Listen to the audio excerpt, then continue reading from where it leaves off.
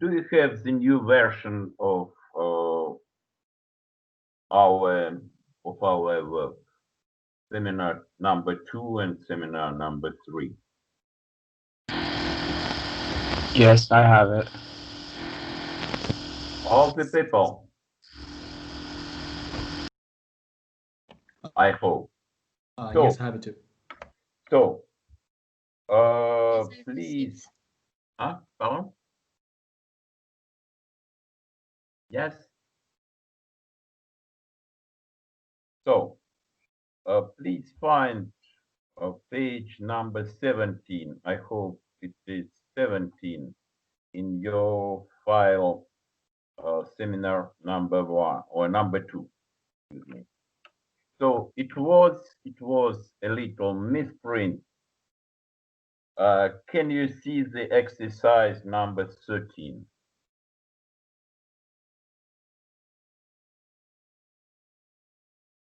Exercise number Yes. yes. So the third statement in the formula 3.6 was find the argument of the number z equals 2 minus 2I. So the misprint was that the argument was minus 7 pi over 4. Over 4. So in fact, it is plus 7 pi over 4. It's really a misprint. So if you turn the page, I add some explanation to this exercise. So it's really pi equals 7 pi over 4. Why? You have to know some formulas from the trigonometry. It is very important because we will need these formulas in our future work. So in order to show that it is exactly the argument of this complex value, we make use Excuse of me. two, pardon?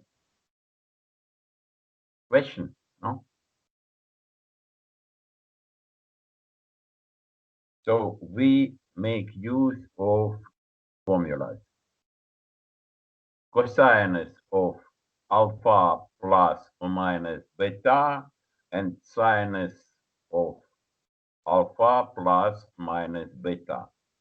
I hope, if you have some problems, we can discuss this. But you have to know these formulas, and in this exercise, we make use of these formulas. So if I write that cosinus of 7 pi over 4 is exactly cosinus 2 pi minus pi over 4, then you can find after some simple calculations that this cosinus is exactly 1 over square root of 2. Then in the same way, we can find the sinus of 7 pi over 4, and it will be minus 1 over square root of 2. Is it clear? Is it clear, dear friend? Yes, it's clear with the Yes. slide. It makes So, it clear. so the crucial point is to know these two formulas, or even I can say 4 formulas because we have plus minus in each formula. So in this way, we can find the argument of our of our complex number z given in 3.6 by the relation z equals 2 minus 2i. That's all for this exercise. And now we turn the page, and here I want to recall you the fundamental theorem of algebra. The fundamental theorem of algebra is, you see that, can you see this theorem at this slide? Fundamental theorem of algebra. Yes, yeah, I can see it. Yes. Well, so you see, in fact, we are dealing in this theorem. We are dealing with with a polynomial equation of this form: a sub 0 plus a sub 1 x plus so on, a sub n x to the power n equals 0. So, if we are dealing with such an equation, then due to this fundamental theorem, we have exactly n roots of this equation. Some of them not necessarily distant. You see, for example, if I take the equation x minus 1 square equals 0, we say that this equation has two roots, but these roots are not distant. So we have x1 equals 1 and x2 equals 1 also.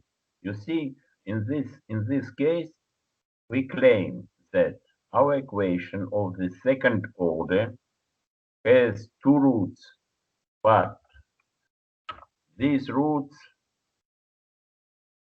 are the same. It's x1 is 1, x2 is also 1. Is clear. As for the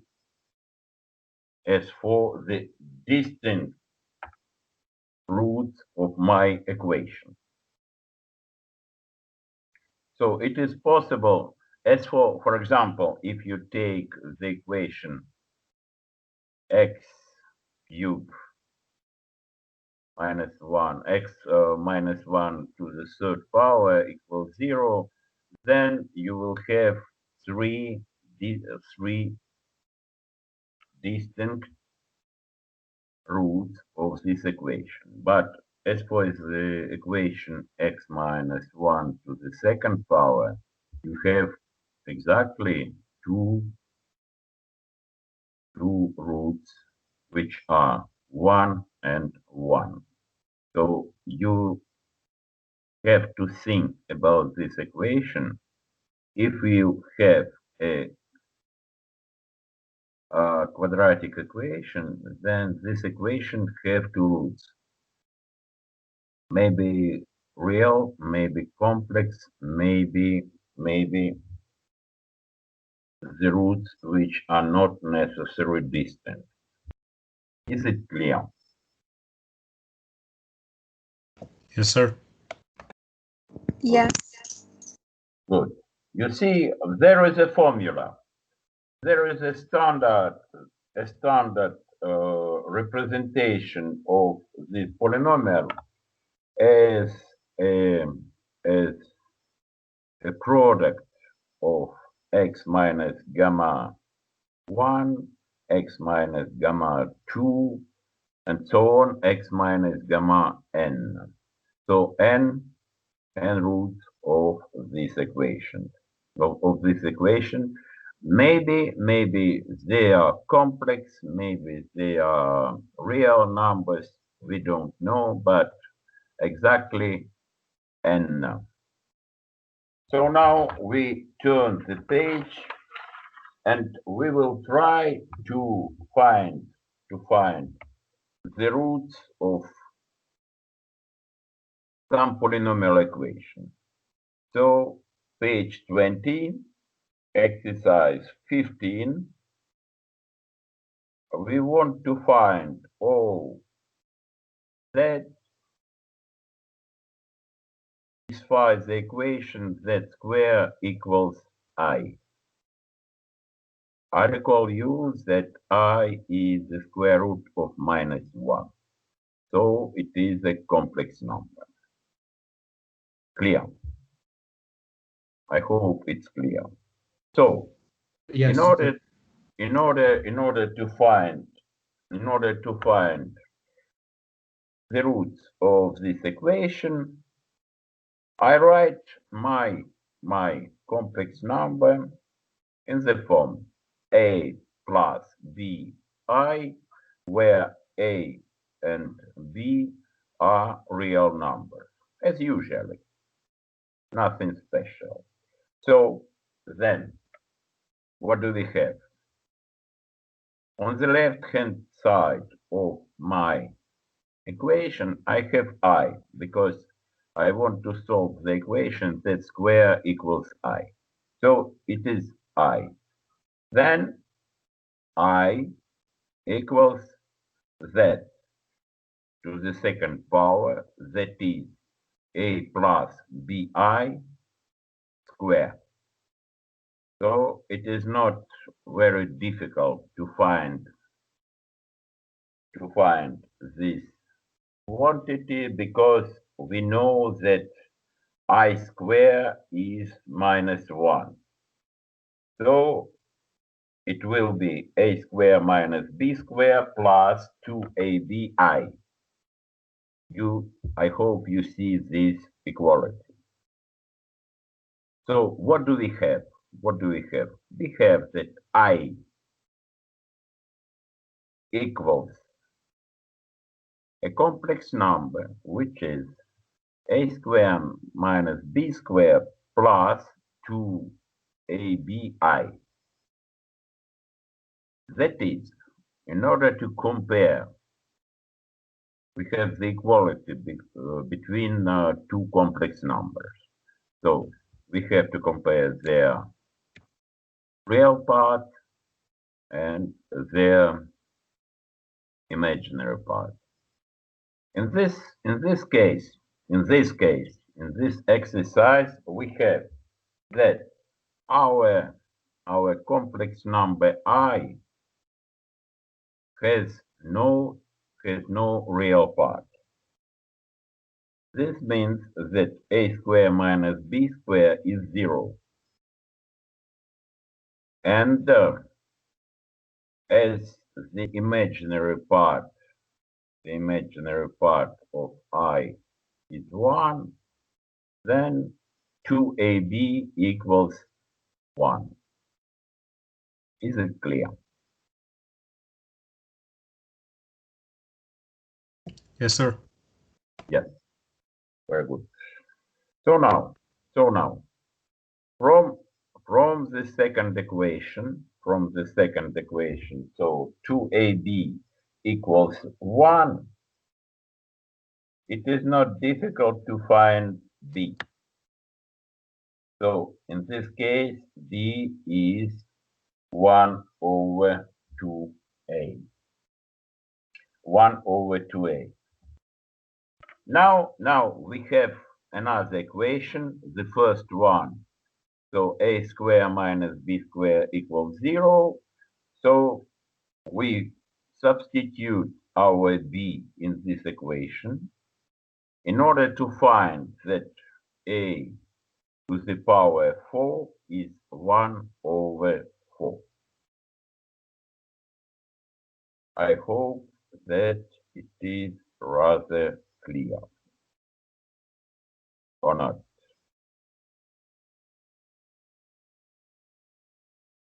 it's clear. It's clear. Very good.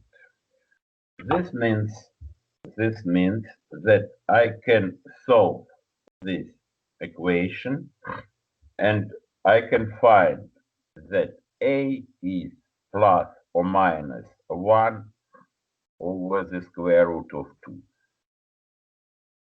Because if I have a to the power 4 equals 1 over 4, then a square will be 1 over 2, 1/2, and then a may be plus or minus 1 over square root of 2. I hope it's clear.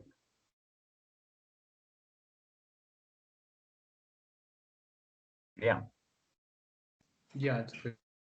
it's clear. Now, now, I recall you that you have your complex number z in the form a plus bi,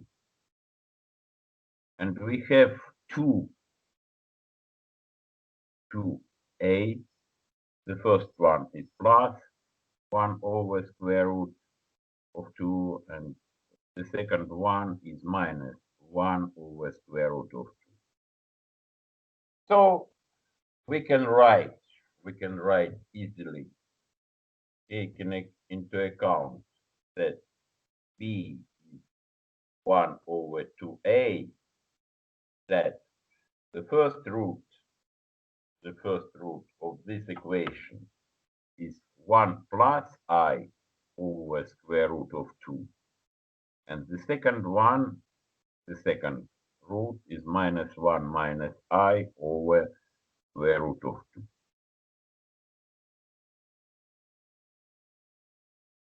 I hope it's clear.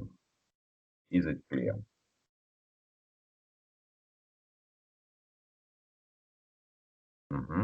Or not?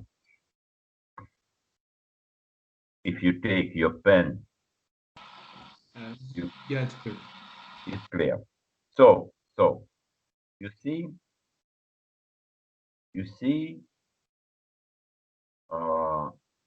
we can say that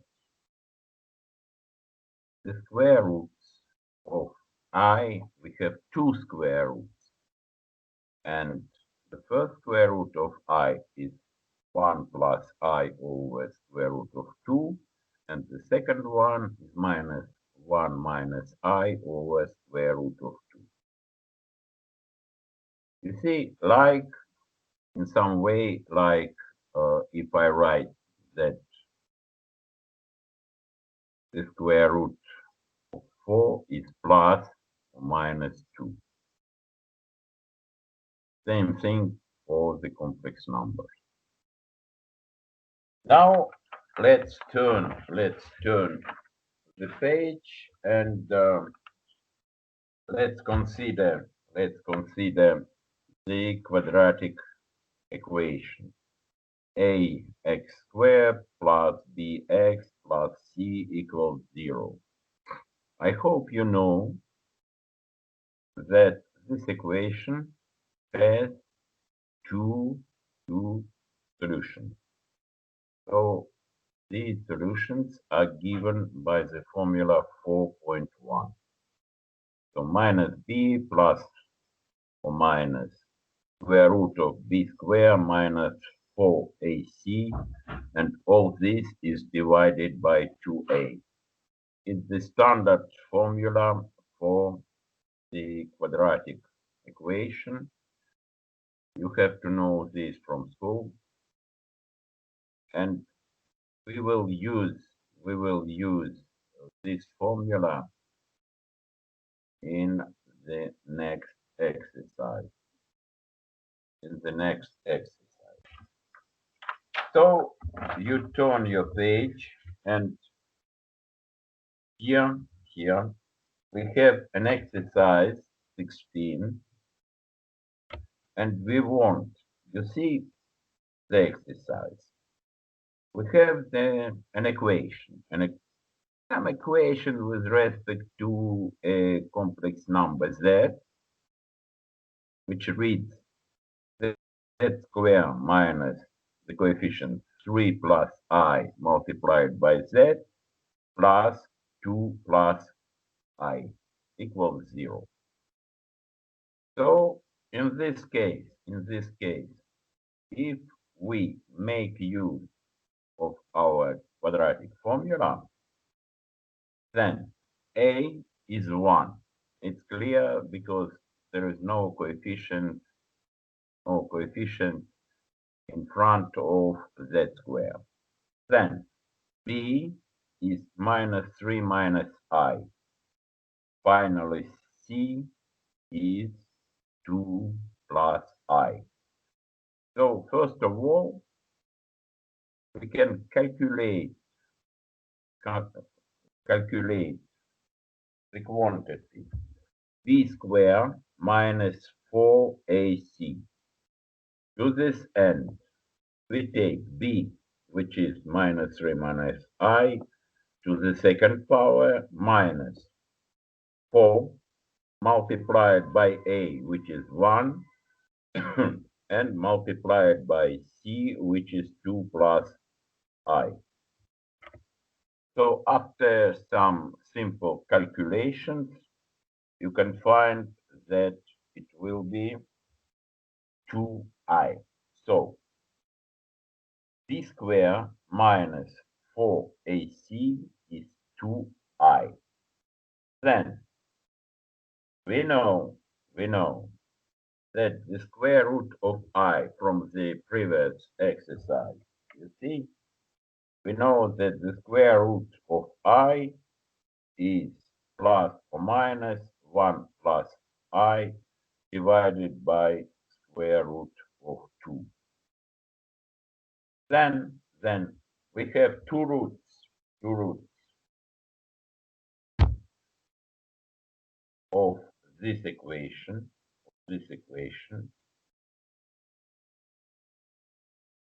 These roots are given by the quadratic formula. So we have that it will be 3 plus I plus or minus square root of 2I divided by 2. And now, using that the square root of I plus or minus something, which is given 1 plus I over square root of 2, we can find two roots of our equation, 2 plus I or 1. 2 plus I or 1. You see, it is very simple to check. If you consider your equation z squared minus 3 plus I multiplied by z plus 2 plus I, then if I take z equals 1, then I will have 1 minus 3 minus I plus 2 plus I, and it will be 0. So when you see, it is a very good thing if you try to solve an equation in order to avoid the mistakes, the misprint. So try to check. You find the root, then try to put your root in the equation and to see is it good or not. You see, it is very useful because in this way you can avoid the mistake. Is it clear? Yes, it's very clear. Good, very good. Now you turn the page and you have a very useful theorem. I hope in your future studies, not only for the analysis for the calculus for our course, but in your future studies, next year, maybe third year of your study. So you have the so-called the Moivre theorem. It's a French mathematician, so he proved that if I have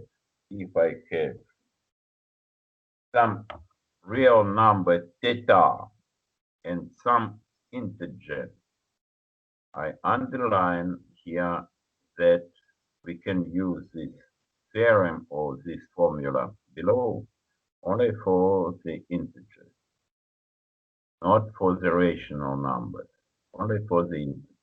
See? So in this case, I have that cosinus of theta plus I sinus of theta to the power n is cosinus of n theta plus I sinus of n theta. Without proof, without any proof, I don't know. Maybe you have the proof in your lectures, maybe no, because really it's the subject of another course. You see, so you have to believe me in this case. You have to believe me. So this theorem, how to use this theorem, the application. If you want the application of your theorem, one of the applications. You see, at the page 24, you have exercise 18.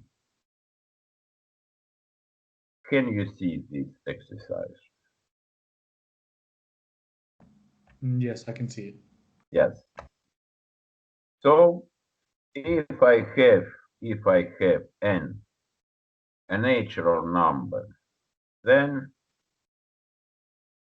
the question is, please find all those complex z such that z to the power n is 1. So this problem is known as find the roots of unity. The roots of unity. So at least due to our fundamental theorem of algebra, we know that this equation z to the power n equals 1 will have n roots. Very interesting. So at least we try to find, first of all, for the roots of this equation for n equals 2, 3, and 4. As for n equals 2. In this case, you have the equation z squared minus 1 equals 0. So I hope, listen to me, it's a proposition or I don't know, a little discussion. If you have some problems with some formulas from algebra or from the trigonometry, so I can recall you these formulas in a special slide during our course. If it is not necessary, so we will use these formulas without any comments you want. In this case, I recall to you that z squared minus 1 is a product of z minus 1 and z plus 1. Why? Because if you take the formula a squared minus b squared, it's the product of a minus b and a plus b. I hope you know. Mhm. Yeah, very good. So you see that in the case n equals 2, we have that the product of z minus 1 and z plus 1 is 0. So this equation is trivial, and you have that z is 1 or minus 1. It's clear, I hope. Yes, it's clear. Clear. No problem.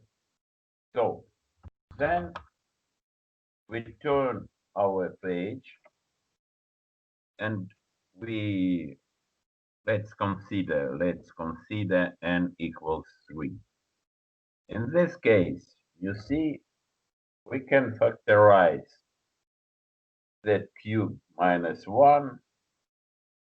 We can represent z cubed minus 1 as z minus 1 multiplied by z squared plus z plus 1.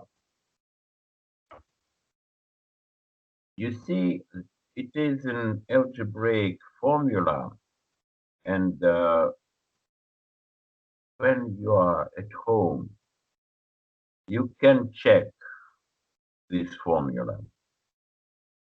Open the brackets, and you can find that this formula is valid, because in our future studies we will make use of this representation. So please don't forget about. Okay, so you have that the product of z minus 1 and z squared plus z plus 1, this product is 0. So the first rule is evident, z equals 1. But you see, you have the second term, z squared plus z plus 1. So we will represent this polynomial of the second order in the following way. So we want to complete the square and to write, and we can write that z squared plus z plus 1 is exactly z plus 1 over 2 to the second power plus 3 over 4. Is it clear? Yes, it's clear. No problem. Then you will have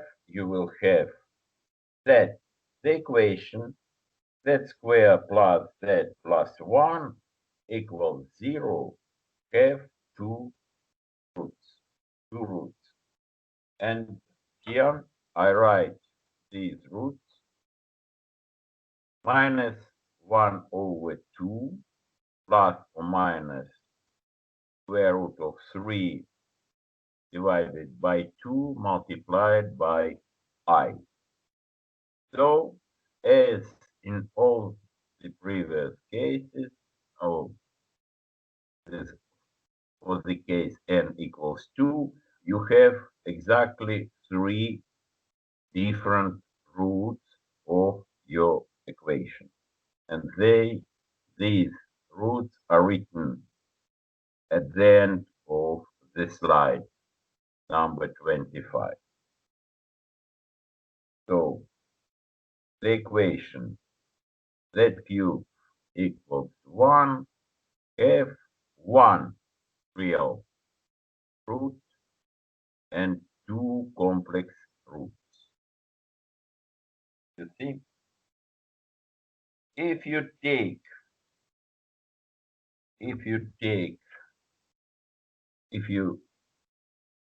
consider your roots a complex root.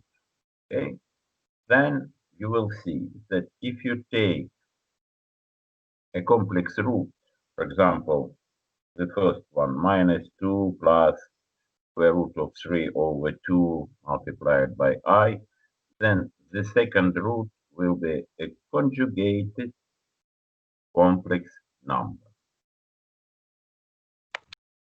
Is it clear?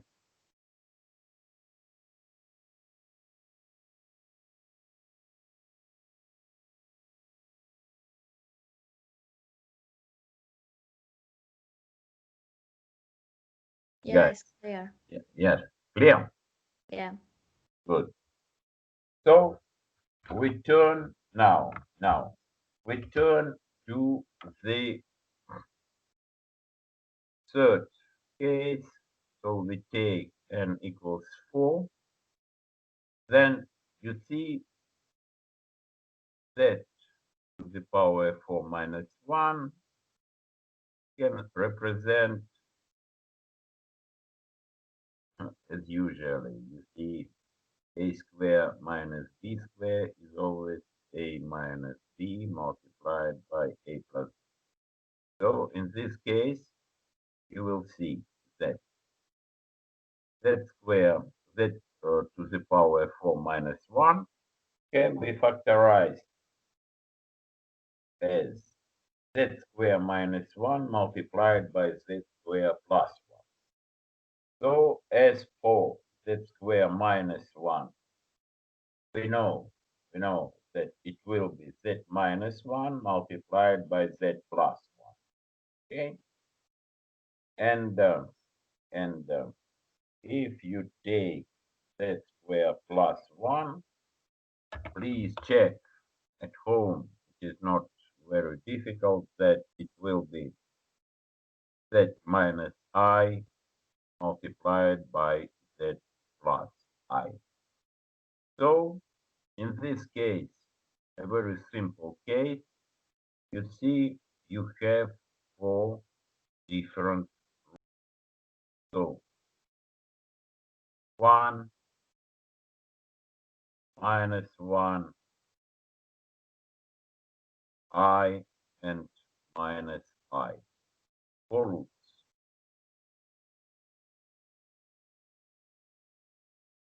Maybe here it's a misprint. Minus 1 second root. I will change. So is it clear? Is it clear? Yes. Yes, it's clear. Thank you. So now you turn the page, and let us consider the general case. So n is a natural number. In this case, I know that my complex number can be represented as R, the modulus of my complex number, multiplied by cos theta plus I sin theta. So it's a trigonometrical representation of a complex number. You have to know this. So in this case, we take that in this form. And we are going to consider the equation z to the power n equals 1.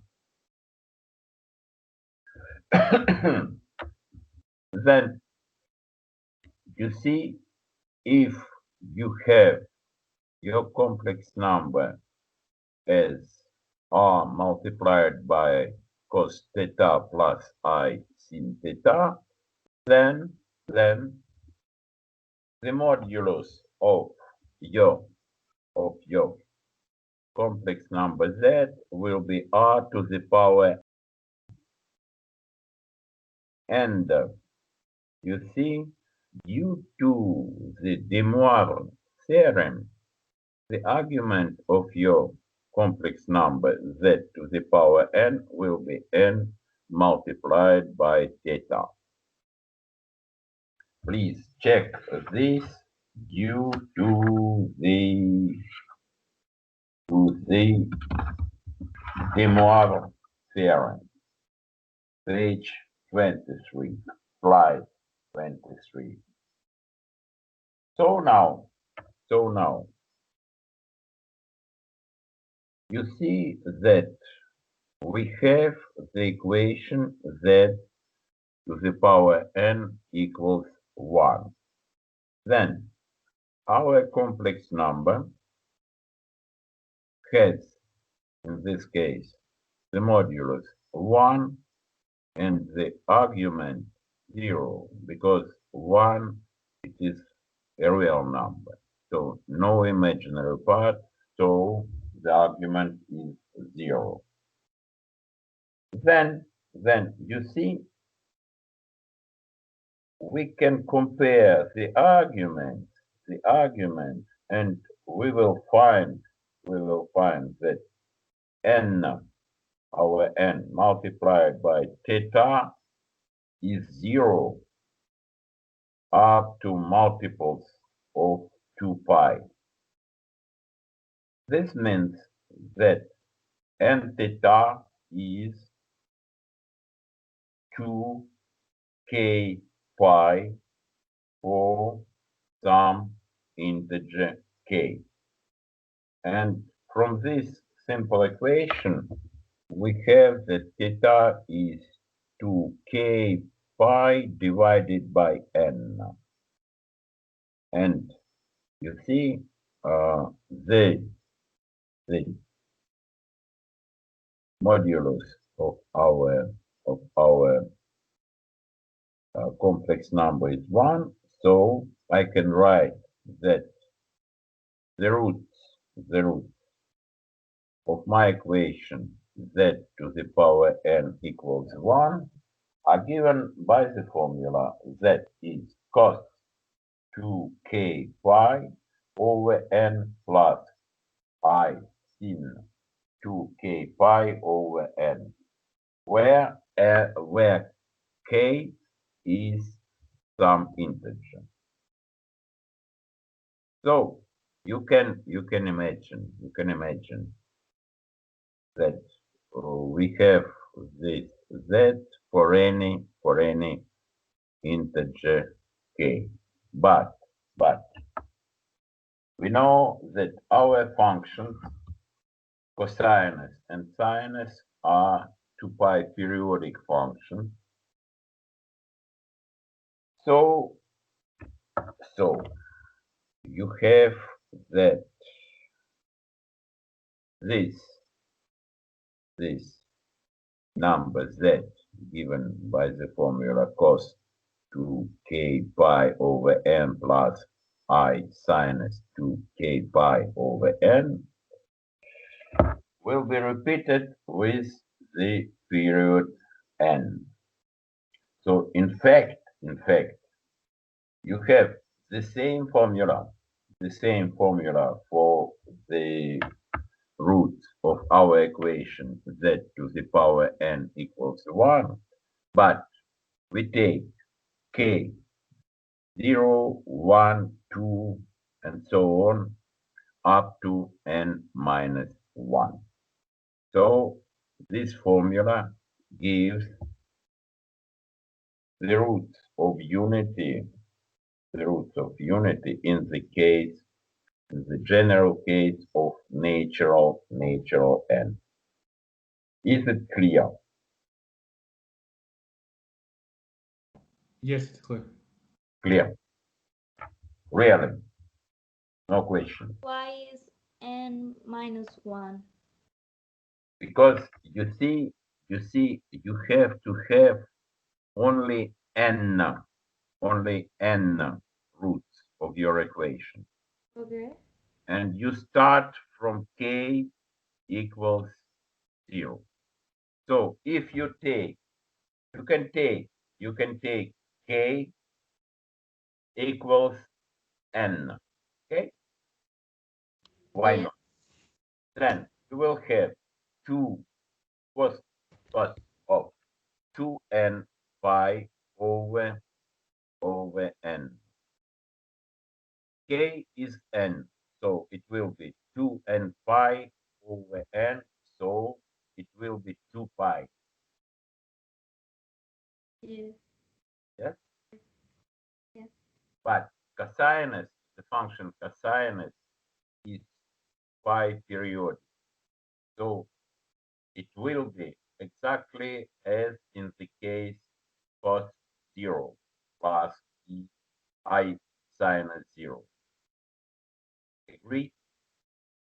Yes, yes, agree. Thank you. So now, page 28. In order to study, to apply this general result, here we have the exercise number 19, page 28. So in this case, we are going to find all the solutions of some cubic equation z cube equals minus 2 plus 2i. So first of all, the first step, if you want, I want to represent my complex number in a polar form, in a trigonometric form, if you want. So you see, it is not difficult to find the modulus of this complex number. R will be, you see, by the formula, it's the square root of real part to the second power plus imaginary part to the second power, and you will have that the modulus of this real number or of this complex number is square root of a.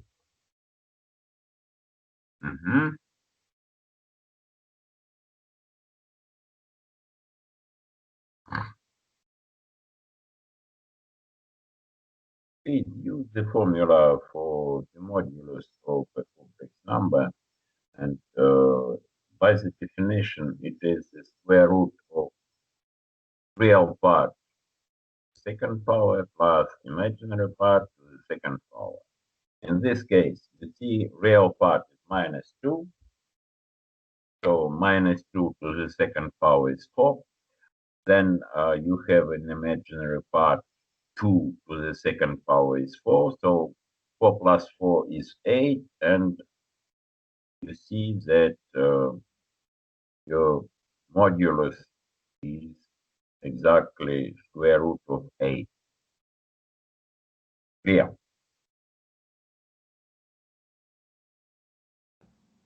Yes.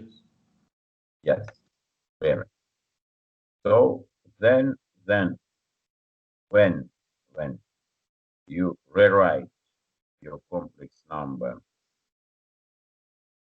the following way, square root of 8 multiplied by the bracket, and in the bracket you will have what? Minus 2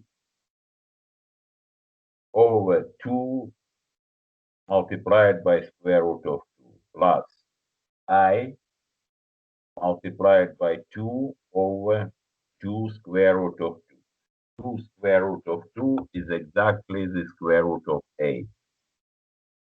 In this case, you can find that the argument of your complex number is 3 pi over 4. So I write my complex number minus 2 plus 2i as square root of 8 multiplied by cos of 3 pi over 4 plus e sinus 3 pi over 4.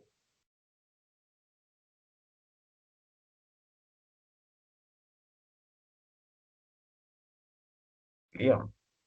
Is it clear? Yes. Good. So, if I want to solve my equation z cubed equals -2 plus 2i, and I know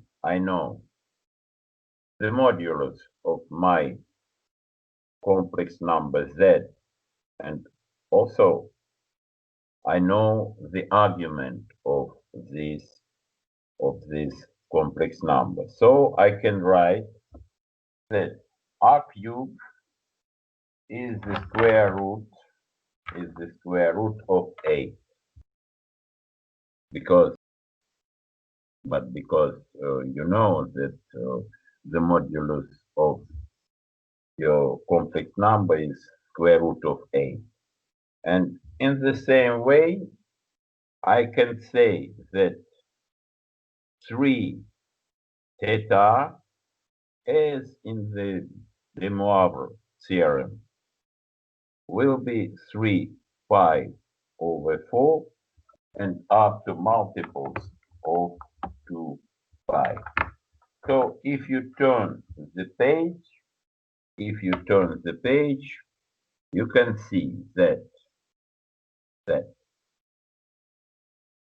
the modulus of your root will be square root of 2. Is it clear? You see, r cubed is square root of 8. This means that r cubed is square root of 2 to the power 3.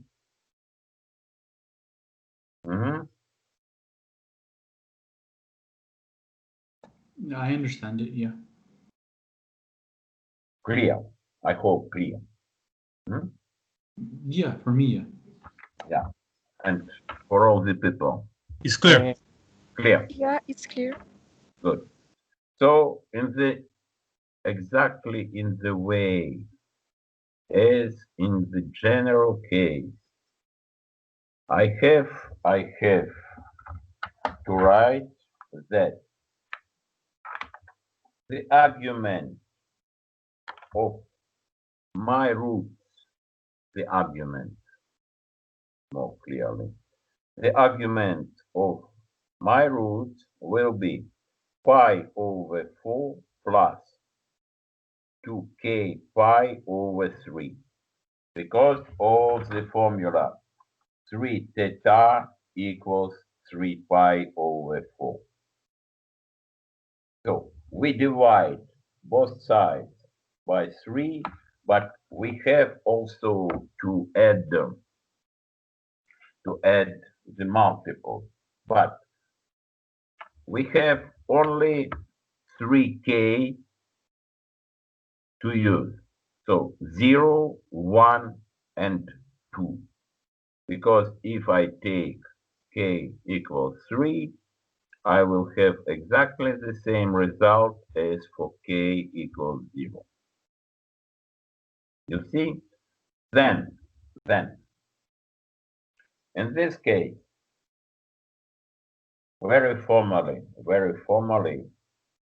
I take three roots of my equation, So if I take r square root of 2, and then the first root, cos of pi over 4 plus I sinus of pi over 4.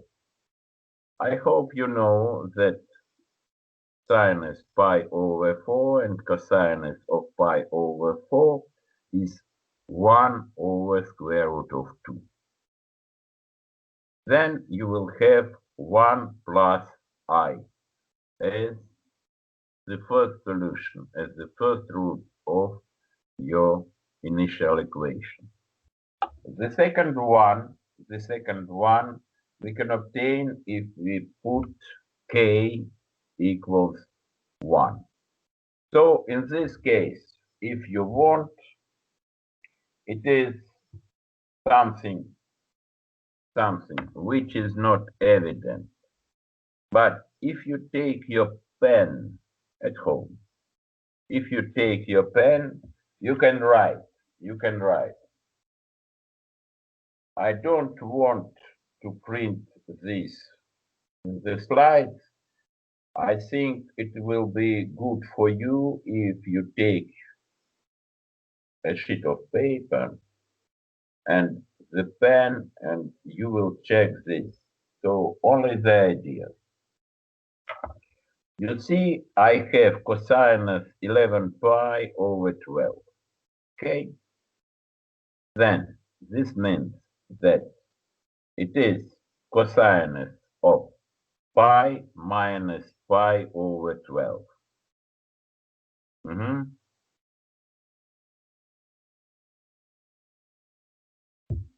Clear? Because pi is 12 pi over 12. So if I have cosinus of 11 pi over 12, then I have to write that it will be cosinus pi minus pi over 12. Clear? Yeah, it's clear. It's clear. So due to the formula for the cos of alpha plus minus beta, you will have that it will be minus cosinus of pi over 12. In this case, I add for you some special values of trigonometric functions. For example, pi over 12, pi over 10, and so on and so on. But there is another way, and you can check this. You can check this if you take cos of pi over 12, then it will be, you see how to check this formula. The first way, it is not unique. It's not a unique way to find the value of cosinus of pi over 12. For example, maybe the simplest way. So I can write that pi over 12 is pi over 4 minus pi over 6.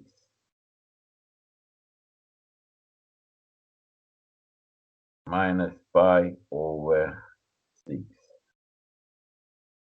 In this way, knowing that cosinus of pi over 4 minus pi over 6 is the product of cosinus pi over 4, cosinus pi over 6 plus sinus pi over 4 sinus pi over 6, and knowing the values of cosinus pi over 6 and sinus pi over 6, you can get easily the formula presented on the slide number 30.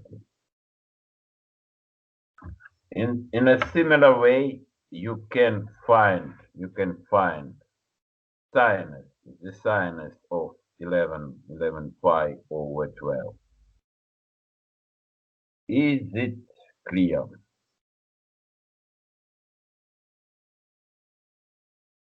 Yes. Yes. Yes, really, really. Very good. So now, our complex numbers, it's finished. We have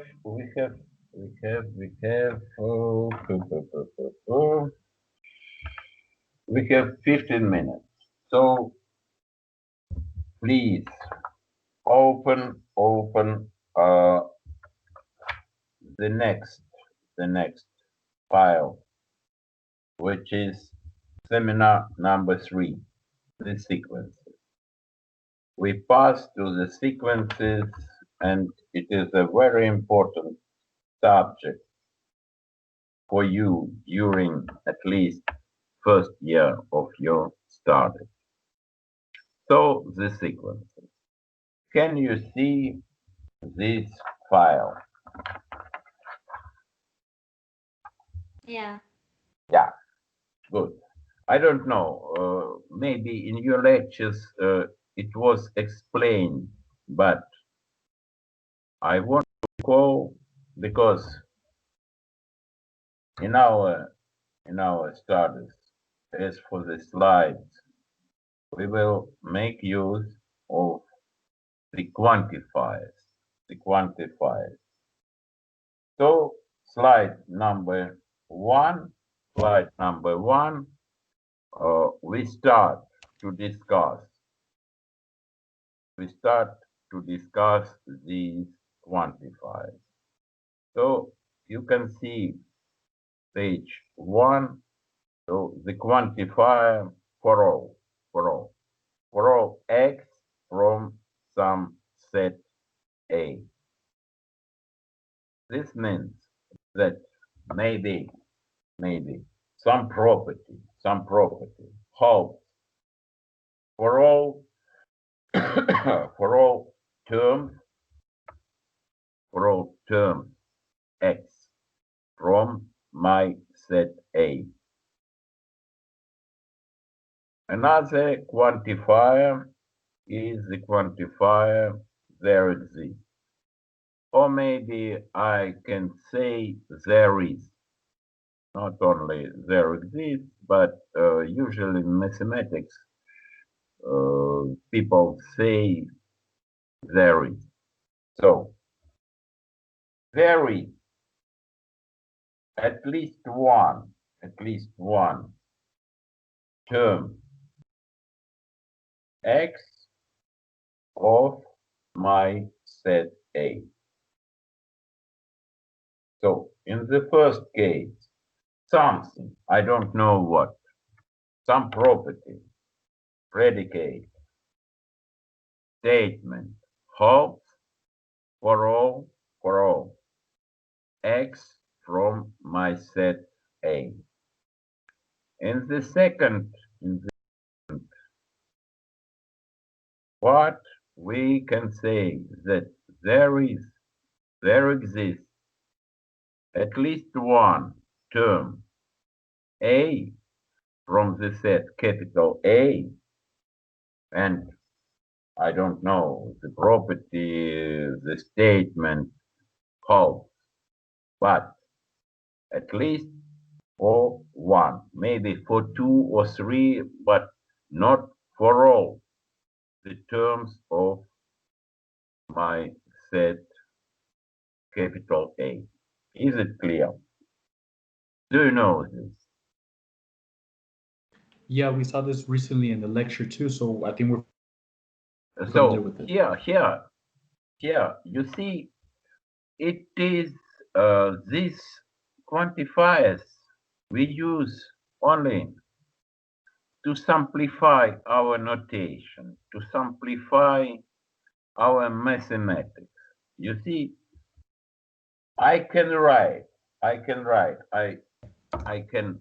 forget about these quantifiers and I can write for all x in the set capital A. So no quantifiers, nothing. But if I use the quantifiers, it will be more briefly, it will be better to see and to understand. I hope. Same thing for the second quantifier, there exists. There is. So now the first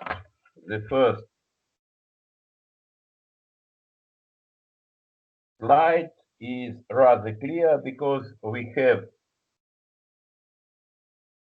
only one quantifier. For example, for all or the second quantifier there exists. But finally, it is not the case because in our proposition, for example, we will see, I hope, we will see that in the definition of the limit of a sequence, you will have at least two quantifiers. So we pass to the page 3.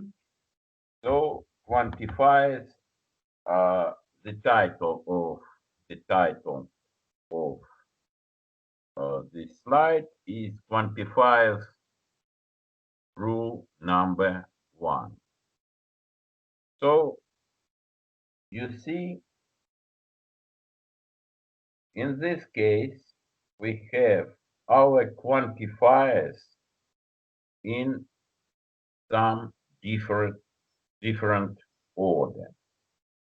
For example, you see we write for all x from capital R, so for all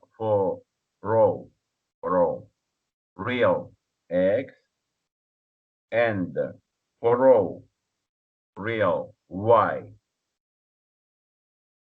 we have some statement, some property. I don't know what it is. You see, in this line, you can see that if I change the quantifiers, so first of all, I will write for all y and then for all x. It will be the same thing. And the most convenient in the mathematics,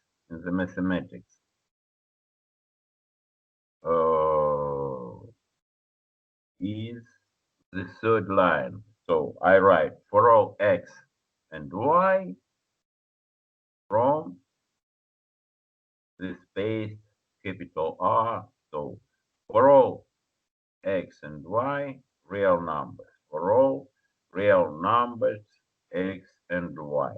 You see, you have 3 different lines, 3 different ways in order to explain what you want to explain to your reader.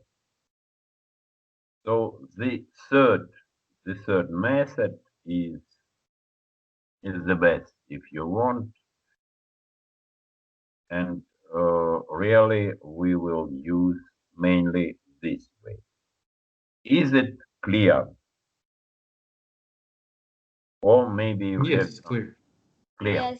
So here you see here we are dealing mainly with the notation, because these quantifiers are the notation in order to explain your ideas. If you want the formulation of theorems or definitions and so on. So mainly it's the notation. In fact, it is not usual, but people write in words the same sentence. See, it is possible, but it's better to use the quantifier. So now we pass to the slide, to the page number 4. So you have a situation when you have mixed quantifiers. So for the moment you have for all and there exists. So here on this slide we can read that for all x from capital R, there exists y from R. And here you see the order of quantifiers is very important, because this statement, which one I don't know, because after these 2 quantifiers, I have to formulate some statement. You see, It's not finished. It's only the beginning of a sentence, of a statement. But I say here that if I take x, it can be any real number. So I write for all x real, real x. It's the first part. And then I say that if I take some x, a real number, then I can find y corresponding to this x, you see? And I can find at least one, maybe two, maybe three, maybe 15, I don't know, you see? But I take x, and then I can find y, which is also a real number, and then you continue the sentence or the formulation, I don't know. Is it clear? Yeah, it's fairly clear in my opinion. Good, very good. So we turn the page and we continue with our rule number 2. So if we change the order in the quantifiers, so we consider an example number 2. So there exists y from capital R such that for any x of capital R, and then the sentence, the formulation, the definition, and so on. Some. I don't know what for the moment. Okay.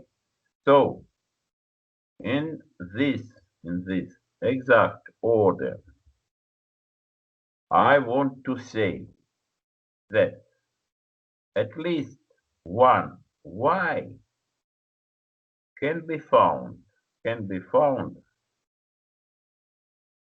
before any other variable is set.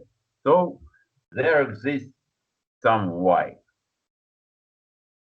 And for this special y, we work with the rest of our statement. So if I can find, you see, there exists y. If I can find this y, then for this y, our statement, our definition, or I don't know what formulation of the theorem is good for any x from the set of real numbers. So in the example number 1, you see, first of all, I say that for all x real, for all real x, if I take some x, then I can find y.